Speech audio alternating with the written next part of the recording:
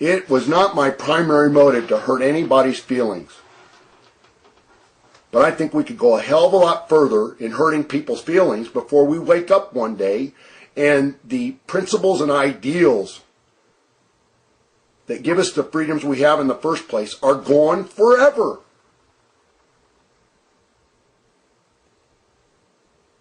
And the further our culture deteriorates, the greater chance there is that's going to happen. Those of you who have been coming around for years, you know that I am a huge fan of American history, especially the founding times, and that I consider them the absolute heroic role models, the founding people and the founding fathers. And throughout all their correspondence, they told us that for us to keep the republic, as Benjamin Franklin so famously said, there would have to be the practice of both public and private morality, the practice of both public and private virtues. And we live in a culture today where those are not tolerated.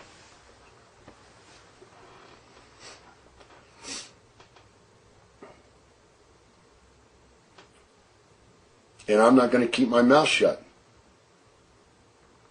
when I see this happening. And that's how I feel about that. I have been called a homophobe. Again. I've been called a homophobe, but people think I'm a homo because I was a wrestler and I wore trunks and I oiled myself up and wrestled around with other grown men. People want it both ways all the time. It's sort of like when people write and they begin their comments and say, what you did, what you've done, even your birth, and what you have to say, what you forever have to say, does not deserve anybody's attention ever. It's not worth anybody's time. And then they go on to write me a whole essay telling me why.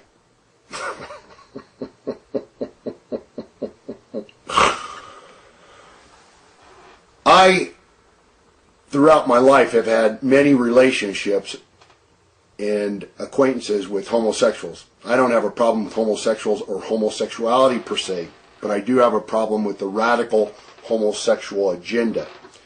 I would not have made my sarcastic remarks about Brokeback Mountain if it wasn't for the fact that when I went and read the articles to get some background on this kid, Heath, they were, you could tell, trying to amp up the praise for his great performance in the movie. They were trying to turn that into the idea that he had made a greater contribution to mankind because he decided to participate in the movie. Him and all the other people that made the movie. That they were so courageous for making that movie. That they had broke such great creative ground. That they had put their careers at such potential risk by deciding to do the project. I mean, the way that they were pumping up the praise for these people was like they were the conquerors of a new free world. And I thought to myself, you know, this guy's great performances in movies is one thing.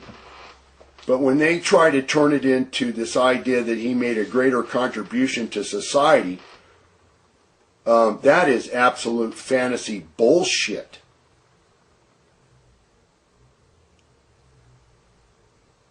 People before us, and this is another well-used line or theme in everything I've said in the years I've had my website and been putting commentary up there. People before us have made greater sacrifices and done greater things than all of us today.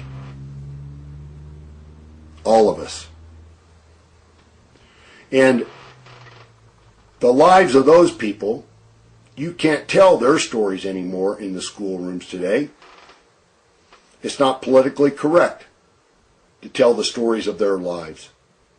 And when entertainment wants to tell the stories of their lives, they want to rewrite history and they want to make up lies.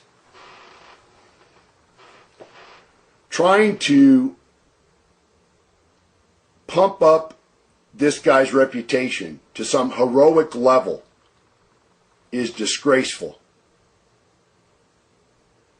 and it was obvious that all of it was only being done to deflect attention from the self-destructive behavior that created the tragedy in the first place.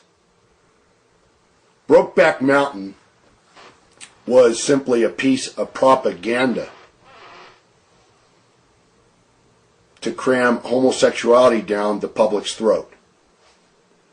It was an assault on a traditional American icon, the American cowboy, and all the ideals and virtues that are embodied in that iconic image.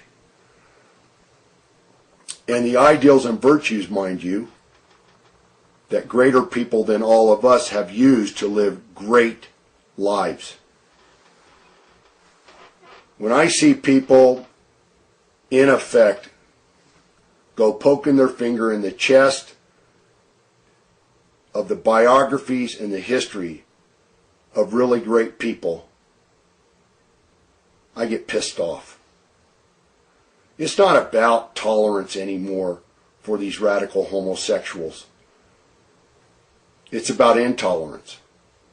Their intolerance. Their intolerance for a decent, traditional, and more common lifestyle. And the mission they have to remove from the public sphere any discussion of it. And that doesn't work for me. All that said, I am on the record for a long time saying that I have a wicked, sarcastic sense of humor. And I have a reputation for going out on college campuses and instigating the over-the-top drama the young homosexuals on college campuses will give themselves up to. There's not any anger or bitterness or hatred or ready to go off on them that ever happens. The most infamous event for me was probably the University of Connecticut, and it happened again at DePaul University. And if you go and you watch that video, there's no anger in me. There's no lashing out at these young kids that don't have their life act together. It was all done in fun, all done in good humor. It's funny that people can't take a joke anymore, but most people spend all their living making their own life one. People need to take a breath and they need to relax a little bit. That when I use my sarcasm, I use my sarcasm because that's my sense of humor. That's the kind of sense of humor I have. If it doesn't work for you, it doesn't work for you. But I'm not going to change it. About my final comments, I think I made it clear that I believe this Heath kid killed himself. I said that since he had killed himself, he had removed the negative influence from his child's life. I've been trying real hard, but I just can't find a way to see how being a substance abuser, a drug addict, as we're going to come and find out, being a drug addict and a great father go together. It just doesn't work for me. I didn't say it in my post, but since I have this incredible opportunity here to do so, let me further add that I don't find anything positive about the way this guy and his partner decided to bring a child into the world. These actors and actresses jump from bed to bed like they jump from movie to movie. They go out to these scenic, romantic locations where most people would only go for a once-in-a-lifetime honeymoon or vacation. They have everything taken care of for them. They don't have to worry or be concerned about anything.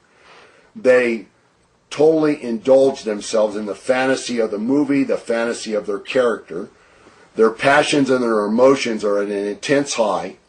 They fall in lust for one another, and next thing you know, they decide they're going to have a love child. And they think, well, as long as we can provide for it materially, that's all that really matters. That's not all that really matters toward being a good or great parent or raising a child properly.